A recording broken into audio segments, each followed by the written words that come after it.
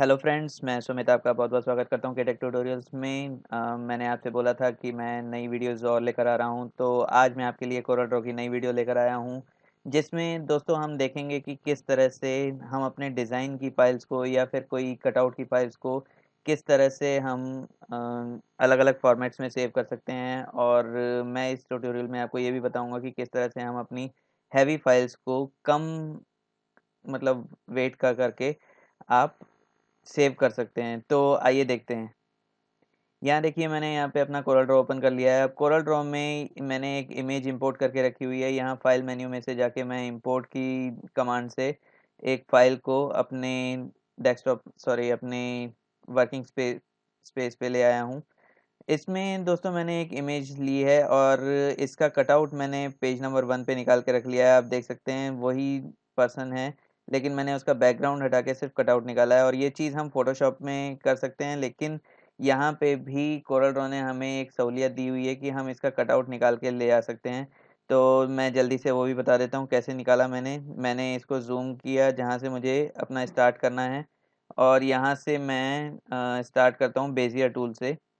Bezier tool से मेरे लिए लेना आसान है, क्योंकि इसमें पॉइंट टू पॉइंट पहले मैं सिलेक्शन बना लेता हूँ कुछ इस तरह से।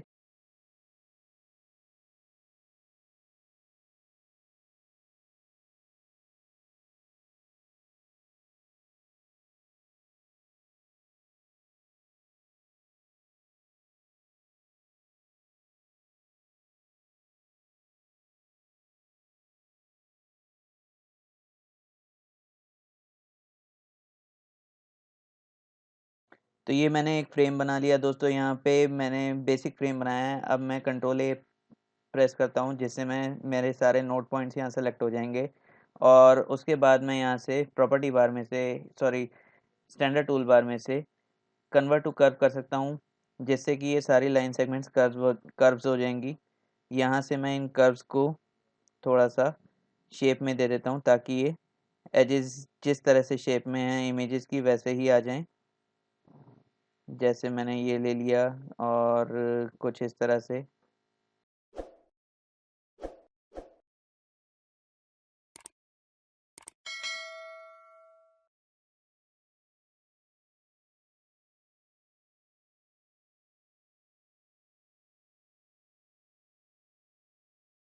तो दोस्तों मैंने यहाँ पे कुछ ये फ्रेम बना लिया। अब यहाँ से जो इमेज का ये जो पार्ट है जो मुझे नहीं चाहिए, उसका भी मैं फ्रेम बना सकता हूँ, और उसके बाद इसमें से मैं इन फ्रेम्स को बना के कट कर सकता हूँ। तो इसको भी मैं जल्दी से बना देता हूँ।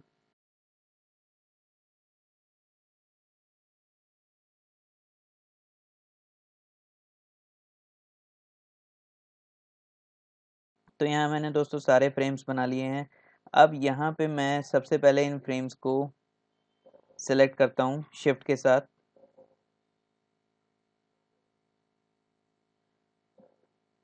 और अब इन सबको मैं ट्रिम कर लेता हूँ।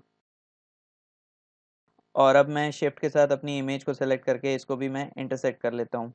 इंटरसेक्ट करने से क्या होगा दोस्तों कि मेरे पास ये इमेज यहाँ पे आ जाएगी, और ये देखिए कटआउट भी निकल गया इमेज का।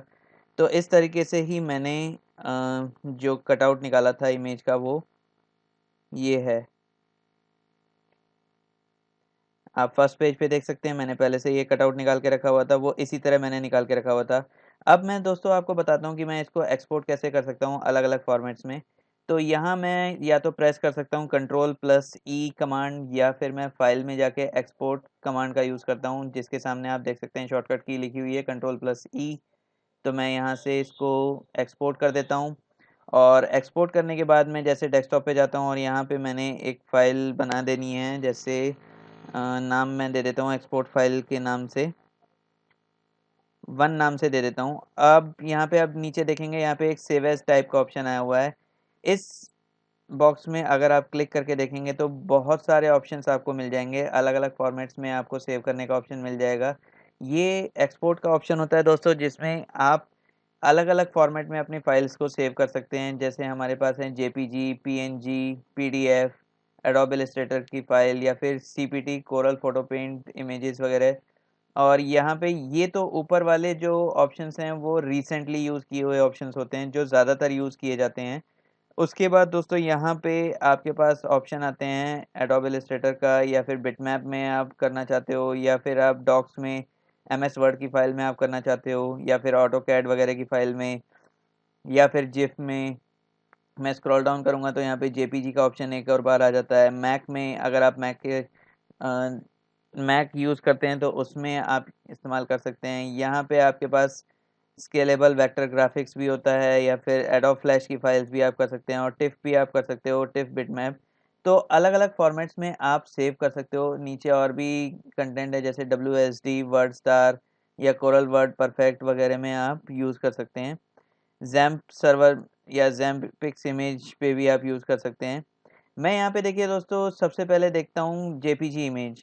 जेपीजी इमेज अगर मैं यूज़ करूँ तो यहाँ पे मैंने वन नाम का फाइल का नाम दिया है। मैं इसमें फ़ोल्डर बना देता हूँ एक्सपोर्ट फाइल्स के नाम से। तो यहाँ पे मैंने फ़ोल्डर बना दिया और इस फ़ोल्डर के अंदर मैं वन नाम से एक्सपोर्ट कर दूँगा इसको। जैसे ही एक्सपोर्ट करूँगा दोस्तों यहाँ पे एक और पॉपअप बॉक्स आ जाएगा। अब आप देख सकते हैं दोस्तों यहाँ पे एक सिंगल आपका व्यू आ रहा है कि मेरी जो इमेज होगी मेरे डिज़ाइन में या मेरी फ़ाइल में से, यहाँ पे सिंगल व्यू में आप देख सकते हैं, या डबल व्यू में आप देख सकते हैं, या डबल व्यू हॉरिजॉन्टल देख सकते हैं, या फिर 4 व्यूज़ आप देख सकते हैं। यहाँ से आप ज़ूम करके देख सकते हैं 1:1 रेशियो 1:1 का पिक्सेल्स में, या फिर 100% एक्चुअल साइज़ आप देख सकते हो। और यहाँ पे ज़ूम टू फिट, यहाँ पे ज़ूम टू फिट हो जाता है। तो मैं एक ही प्रीव्यू में आपका फुल प्रीव्यू जो होता है वो उसमें कर सकता हूँ। यहाँ से आप देखो दोस्तों पेन टूल आता है, पेन टूल से आप इमेज को मूव करके देख सकते हो कहीं पर भी। यहाँ से ज़ूम टूल आता है, ज़ूम कर सकते हो। जैसे मैंने यहाँ ज़ूम किया था, ये तो रेशियो में था, इसे मैं अपनी ज़रूरत के हिसाब से ज़ूम कर सकता हूँ, और ज़ूम आउट करने के लिए मैं माइनस में कर देता हूँ। तो यहाँ पे मैं फिट इन विंडो कर देता हूँ। और अगर मुझे कलर कोई चाहिए आई ड्रॉप टूल से तो मैं इसका कलर ले लेता हूँ, जैसे मैंने ये लिया। यहाँ से और भी कलर आप चूज़ कर सकते हो। इस कलर का वैसे कोई ख़ास यूज़ नहीं है दोस्तों, क्योंकि यहाँ पे ब्लैक बैकग्राउंड ही वाइट बैकग्राउंड ही आता है। जब भी मैं जेपीजी में सेव करूँगा तो यहाँ पे बैकग्राउंड ज़रूर आ जाएगा।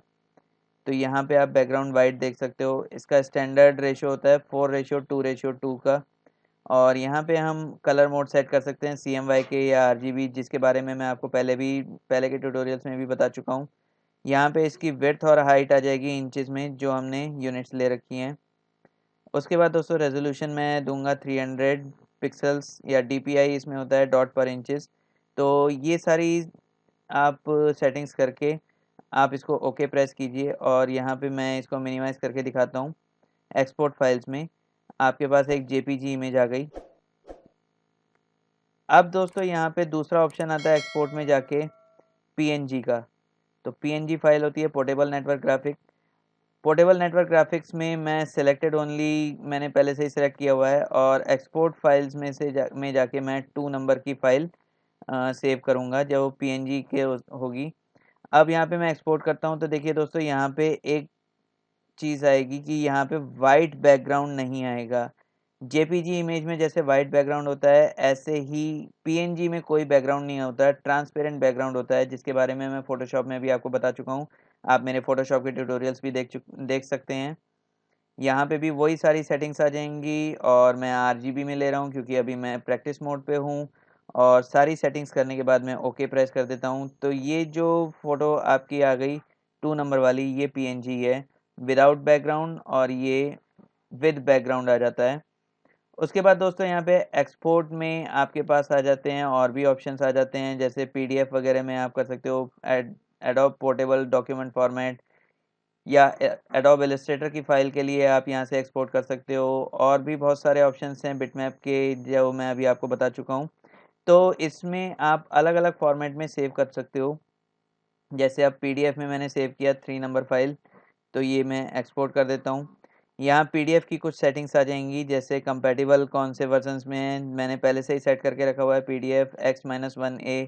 और कलर मैं इसमें CMYK लूँगा। डॉक्यूमेंट मेरा बाइनरी और पेज ओनली होता है।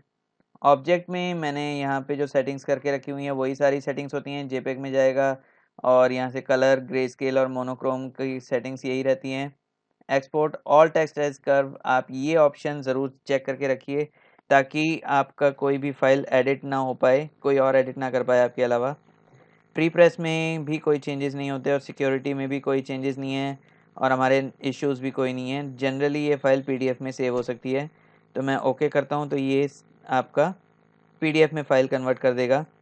अब मैं फ़ोल्डर में जाके देखता हूँ तो यहाँ पे देखिए एक एडोब पीडीएफ फाइल ओपन हो चुकी है। मैं इसको ओपन कर देता हूँ, ओपन विद एडोब रीडर।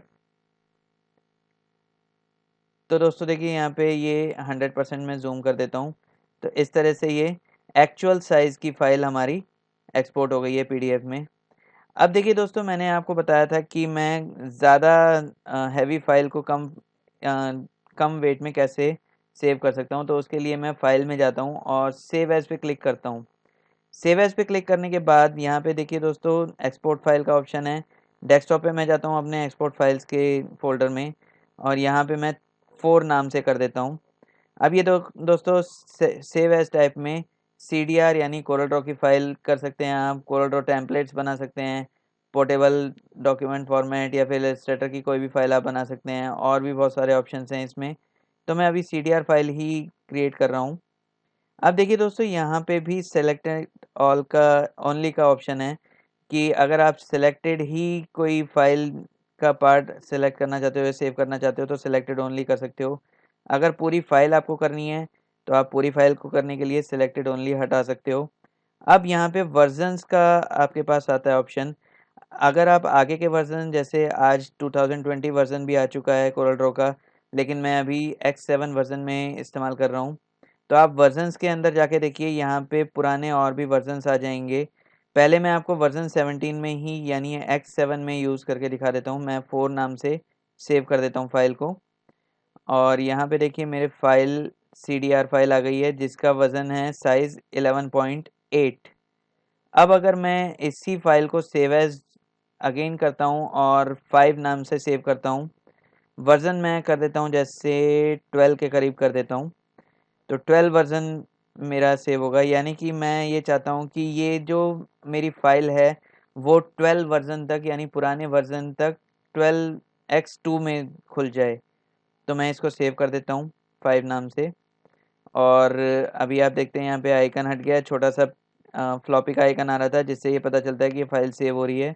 अब मैं अपने फ़ोल्डर में जाके देखता हूँ, यहाँ पे 5 नाम से भी एक कोरल की फ़ाइल हो गई है और ये 11.7 सेव हुई है और ये 11.8 यानी 0.1 का आप कम साइज़ देख सकते हो इसको। अगर मैं ओपन करके देखूँ इसको तो ये 5 CDR ओपन हो गई है। इस तरह से दोस्तों आप वज़न कम कर सकते हो किसी भी फ़ाइल का। हैवी फाइल्स को आप कम वर्ज़न में कम जो है साइज़ में आप ला सकते हो और इसका आप एक्सपोर्ट करके कोई भी वर्ज़न बना सकते हो। आई होप दोस्तों आपको मेरा ट्यूटोरियल पसंद आया हो। अगर पसंद आया हो तो प्लीज़ इसे लाइक कीजिए, शेयर कीजिए और मेरे चैनल केटेक ट्यूटोरियल्स को प्लीज़ सब्सक्राइब कीजिए और बेल आइकन को दबाना मत भूलिएगा ताकि मेरे नए वीडियोज़ के नोटिफिकेशंस जल्द से जल्द आपके डिवाइस पे सबसे पहले आपको मिल जाएँ। आज के लिए इतना ही। Thank you.